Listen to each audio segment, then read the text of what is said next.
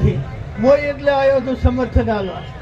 કે મારા આશોદરજી ગામની અંદર મારો હકો વેવાઈ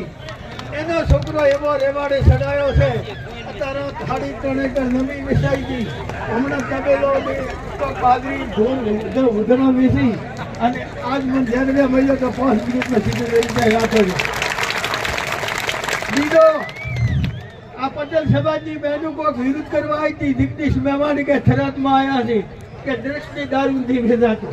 અને મારા કોઈનો વિરોધ નથી કરવો પોલીસનો નથી કરવો અને કોઈ રાજકારણનો નથી કરવો આઈ તો મારા લાખડી ગામમાં ગેલાથી છોકરો આવ્યો છે ખોળે નામ છે દિનેશભાઈ વાઘડા અત્યારે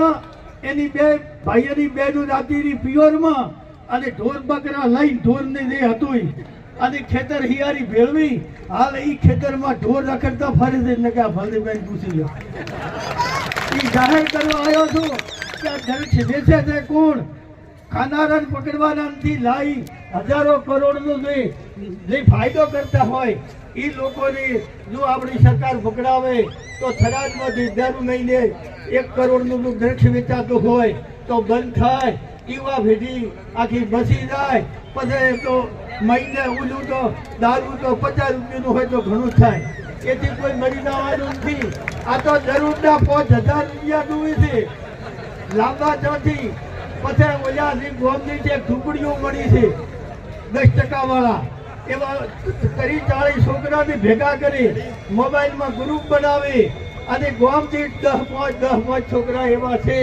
કે આમાં ફસાયેલા છે મને પણ ખબર છે કોઈ સોનું રાખવાની જરૂર નથી જાહેરમાં દ્રષ્ટિરાજમાં વેચાય છે હવે મારે એમ કહેવું છે સરકારને કે એક આસુદના ભાઈને કોણ દ્રક્ષ આપે છે અને એક લાખડી અમારા દિનેશભાઈ વાઘડાને દ્રક્ષ કોણ આપે છે એના ચોરોને પકડે તો થરાદની પોલીસને ગુજરાતની પોલીસને આપણા રાજકારણને ધન્યવાદ આલું તે ખેતર વેચી ગયા છે બરબાદ થઈ ગયા છે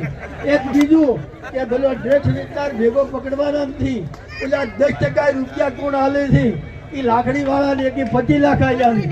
એક જણે 13 લાખ આવ્યા છે અને એક જણે 40 કહે છે 25 કહે છે એ તેમ હાલવા પડ્યા 10% જેમ કે એની જમીન લેવા સારું એને બરબાદ કરવા માટે ભીડમાં આવી જાય રોજનું 5,000નું દ્રક્ષ લેતો હોય તો એને ઘરે વધે શું આપણે ઘરે શું વધે જો 50 રૂપિયાની કોથળી